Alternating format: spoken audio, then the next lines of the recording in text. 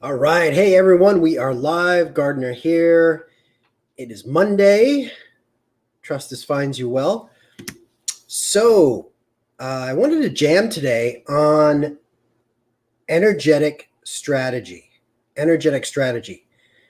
This was spurred on by a Facebook Live I did with the amazing Cindy Van Arnhem, who her and I are going to be unveiling something fairly soon in terms of a strategic partnership that we're. Hey, Carolyn, how are you? We're going to be doing very soon, so stay tuned for that. In that Facebook Live, though, we were talking about energy and we were talking about strategy. And for me, as a strategist, how I make my living as a coach and everything I do is built around strategy. Oh, there's the amazing Cindy Van has tuned in herself. Everything I do is focused and based on strategy. And what Cindy was riffing on today was this sweet spot that is energetic based strategy, energetic based living. And I think that is the true essence of what it means to be a conscious warrior. And with the work that I'm moving forward and doing, it's all about taking some of those old school kind of sweat equity style approaches of what strategy is. Because I know I use strategy as much as I use high in my language. However, I never come from that old world place of rigid, inflexibility, structure, and really strict guidelines on how to operate. Cross your I's, cross your T's, dot your I's. You got to do A before you do B and C. And what I'm an advocate for, and what we discussed earlier, was this.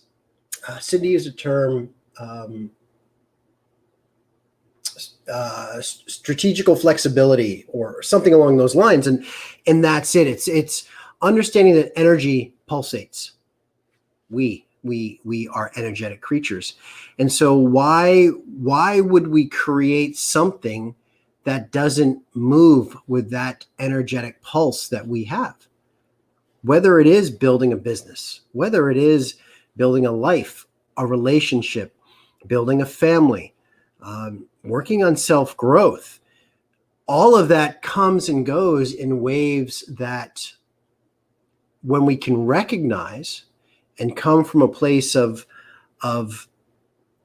love and acceptance about that energy, then we can get in that middle lane, which you guys have always heard me talk about. That middle lane that you're going, you never go outside the lane, but within that structure, that energetic highway, you're allowed to kind of go back and forth depending on where the rhythm takes you. So it was a really interesting conversation, and it lit my fire because Cindy and I are going to be strategic flexibility. Cindy and I are going to be partnering on something that's combining the work that she does with numerology and then combining the strategist in me to really bring an energetic flow into how each of us operate in our day. Whatever the end result is, business, personal, whatever, it's still an energetic mapping or a plan to do so. And that's what I'm also very excited about, just in terms of my own path now, is really bringing that energetic compass to everything that I do in leading others and being conscious warriors and being conscious leaders, right? We are in the business of conscious leadership of ourselves, of those around us, those we go into business with, those we inspire and create and help create the life of their dreams. So all that to say, gang, does the feeling of failure have a part of this? Well, great question, cuz my cousin just chimed on. Does the feeling of failure have a part of this? Has a part of this? Failure always has a part in everything. And I think another conversation I had with a client, actually, I'm going to give him a shout out, Svet Pargov, who lives in Calgary, owns a large vacation rental property. And we were talking about change, and we were talking about failure in business and states, right? Good, bad, good, evil, momentum, lack of momentum. And if we realize that everything around us is really always changing, always changing, then we know that failure, that we know that slow times will change. And we just need to focus the intention. So in terms of what Peggy's asking, failure plays a part in everything. Growth happens from the education of failing forward. Right? I always talk about failing forward because that's truly what it is. You have to have that perception of yeah, it's picking yourself up. But if you think about it, whenever we fall flat, whenever we hit a wall, shit doesn't work out, it's really still a step forward, provided that we examine that, learn from it, absorb it, and move on. So it's always failing forward. Thanks, cuz. Great shout out. Great conversation there. Appreciate that, Peg. So I went on a second tangent, but it was still kind of related.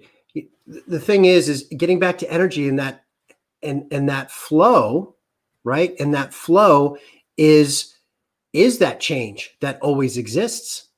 And so the perception of that, the optics of that, allows us to say, hey, you know what? This flow too shall take us course. We're going to work on something. We're not. Strategy. We're going to course correct. We're going to pivot, right? We're going to understand the rhythm. Getting back to what Cindy and I were talking about earlier, it's a rhythm. It's finding our own individual heartbeat in everything we do. As you know, with me as a conscious warrior, that is anchored in truth. And devising a strategy for people, an energetic strategy is no different. The work that Cindy and I will be doing is uncorking truth in the numerological sense. Each of us have a blueprint, and it's about maximizing that, understanding how we all individually operate, creating some efficiency and some ease and flow with energetic strategy to map out whatever it is we wanted to help them do. And as I said earlier, Bob's your uncle, apparently, because I don't know if it's Bob, Frank. Actually, Cindy said Dave. We're going to go with Dave's your uncle from now. We're going to change that. Paradigm shift happening, people. Anyway, energetic strategy, flow. It's never about the push, gang. Never about the push. Desired flow. Always, if you come from a place of love, self-centered in grace, and just going out in selfless contribution, you can't lose. All right. I love you guys. I love my new setup here. I can finally see everybody on my comments without my old man specs on. So this is fantastic. Have an amazing week. I'll be back on Wednesday, Warrior Wednesday, with some writing reflections. And hey, you have an Uncle Bob. Look at that. Carolyn had, so there you go, Carolyn. I guess we'll have to go Uncle Bob. Anyway, cheers, guys. Mad love to the courageous. I will talk to you all soon.